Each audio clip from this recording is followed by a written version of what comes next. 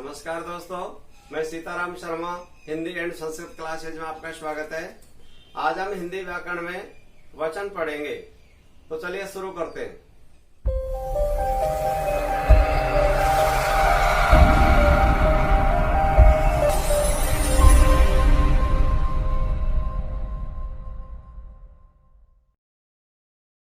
दोस्तों, हमारा टॉपिक है वचन। वचन को अंग्रेजी में नंबर कहते हैं। वचन की पहचान होती है जिस संज्ञा शब्द से किसी वस्तु के एक या अनेक होने का बोध होता है, वह होता है वचन। वचन दो प्रकार का होता है, एक तो होता है एक वचन, दूसरा होता है बहुवचन। एक वचन की पहचान होती है शब्द के जिस रूप से किसी एक वस्तु, प्राणी या पदार्थ का बोध होता है, उसे हमेशा एक वचन कहते हैं। जैसे लड़का एक वचन है, गाय एक वचन है, कहानी एक वचन है। बहुवचन की जो परिभाषा होती है, शब्द के जिस रूप से एक से अधिक कोई व्यक्ति हो या वस्तुओं का या स्थानों का बोध होता है, वो हमेशा बहुवचन होता है। जैसे लड़के, गाय, कहानियां। ध्यान दीजिए दोस्तों, बहुत ही सरल रूप में, यानी कोई भी हमारा जो शब्द है, उस शब्द में अगर एक ही मात्रा आ जाती है, एक ही मात्रा ऐसी होती है, इस प्रकार से एक ही मात्रा हो, तो वह हमेशा बहुवचन का होता है। और है से पहले ऐसी मात्रा आ जाती है तो समझ लीजिए बहुवचन है। या इस प्रकार से ए लिखा हुआ रहेगा तो वह हमेशा कौन सा होता है? बहुवचन होता है। और जहाँ पर आ की मात्रा हो या ए की मात्रा हो तो वह हमेशा एक वचन में ही होता है। जैसे ध्यान दो, आपके सामने लड़के एक ही मात्रा आ गई, बहुवचन। गाय एक ही मात्रा है, कहानियां या ये जुड़ गया, ये हमेशा बहुवचन होता है। अब ध्यान दोस्तों, वचन की पहचान होती है वो दो तरह से होती है। पहले वाली होती है संज्ञा अथवा सर्वनाम शब्द द्वारा, या तो संज्ञा के द्वारा भी या सर्वनाम शब्द के द्वारा भी। जैसे आ जाता है यहाँ पर 5 नदियां आकर मिलती, तो नदियां शब्द है वो है संज्ञा, और 5 है वो है बहुवचन शब्द, और आकर मिलती है क्रिया है। तो ये संज्ञा शब्द के द्वारा भी वचन की पहचान हो जाती है, भाई एक वचन या बहुवचन है। क्योंकि 5 संख्या है, एक संख्या होती है तो एक वचन होता है, 2 होते हैं वो बहुवचन हो जाता है, 2 से ज्यादा होते हैं बहुवचन हो जाता है। अब यहाँ पर आ जाता है वे कल जयपुर चले गई, तो वे शब्द है वो क्या है? सर्वनाम है। भैया तो संज्ञा शब्द हो या सर्वनाम शब्द हो, उससे भी वचन की पहचान हो जाती है। तो वे कल, वे है वो बहुवचन है, और चले गई यानी हमारा मूल क्रिया है, उसमें एक ही मात्रा आगे अभी पहचाना था, अभी बताया था। तो हमारी वचन की पहचान संज्ञा और सर्वनाम शब्द दोनों के द्वारा होती है। दूसरे वाली होती है वो होती है क्रिया के द्वारा। क्रिया के द्वारा भी एक वचन और बहुवचन का प्रयोग किया जा सकता है हमेशा। यानी कोई कुछ ऐसे शब्द होते हैं जिसमें हमेशा एक से अधिक दोनों का एक जैसा रूप रहता है। यानी क्रिया के द्वारा जो भी होती है, कुछ संज्ञा शब्दों का दोनों वचनों में एक सा रूप होता है। कैसे?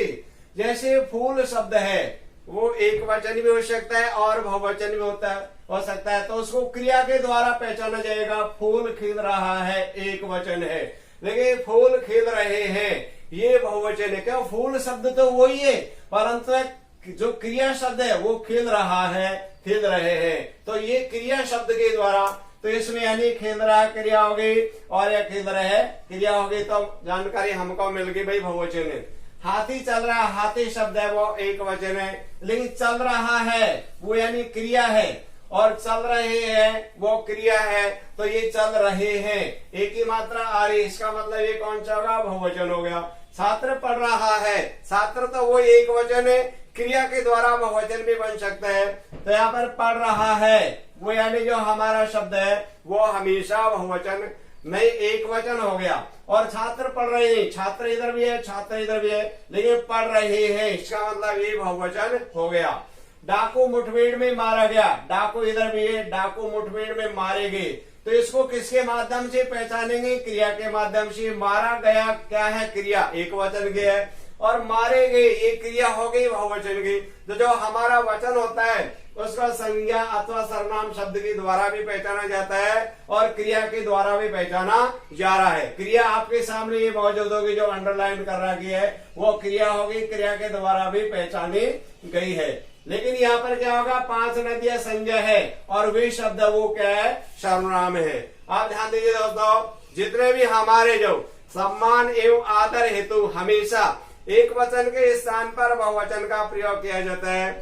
कंपटीशन एग्जाम में आदरवाचक शब्दों का वचन भी पूछ लिया जाता है, तो वो शब्द होते हैं हमेशा एक वचन है, लेकिन उनको हमेशा बहुवचन में ही लिखा जाता है। क्यों? अगर बहुवचन में नहीं लिखा जाएगा तो वो शब्द, वो वाक्य होते हैं, वो अशुद्ध होते हैं। जैसे पिताजी खड़े हैं, पिताजी एक वचन है लेकिन खड़े हैं, ये आदर भाव की वजह से ये है एक वचन, लेकिन इसको लिखा गया है बहुवचन के रूप में।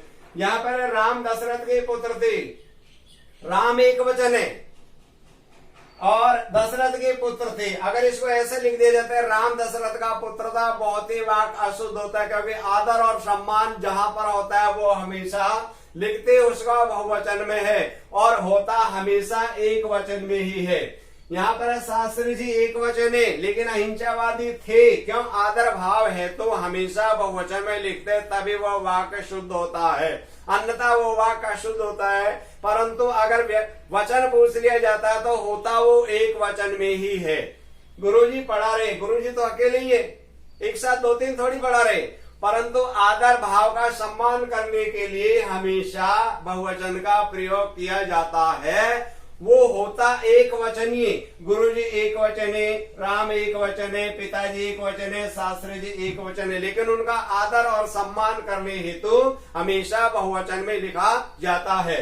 अब यहाँ पर यानी जो जातिवाचक संज्ञाएं चाहे धातु हो या द्रव पदार्थ का बोध कराती है, वो हमेशा एक वचन में होती है। चांदी, जैसे आजकल चांदी महंगी चल रही है, यानी चांदी शब्द है वो क्या है? धातु। चांदी शब्द है वो क्या है? धातु।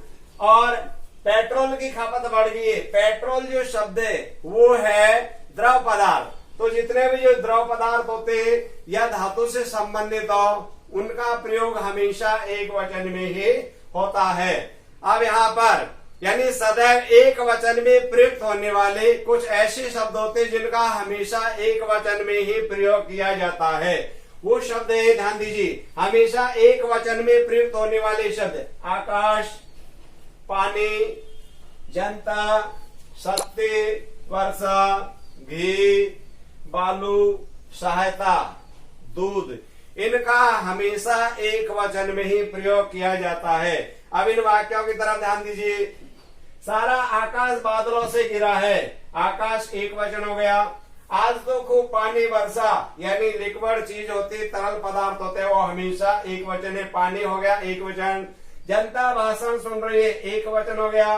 सत्य की सलाह विद्या होती है, सत्य शब्द है वो एक वचन हो गया। आज संध्या तक वर्षा होती रही, वर्षा शब्द है वो एक वचन है। हमारा घी शुद्ध है, घी शब्द है, तरल पदार्थ है वो एक वचन है। यहाँ बहुत बालू पड़ा है, जो बालू शब्द है वो एक वचन है, क्योंकि बालू की काउंटिंग नहीं हो सकती। सबकी सहायता से वे बच गया, जो सहायता शब्द होती है, दी जाती है और ली जाती है, वो हमेशा एक वचन का प्रयोग किया जाता है। सरस डेयरी में दूध एकत्रित कर लिया, जो दूध शब्द है लिक्विड है, वो हमेशा एक वचन में प्रयोग किया जाता है। तो जो अंडरलाइन कर रहा है कि उन शब्दों का हमेशा एक वचन में प्रयोग किया जाता है।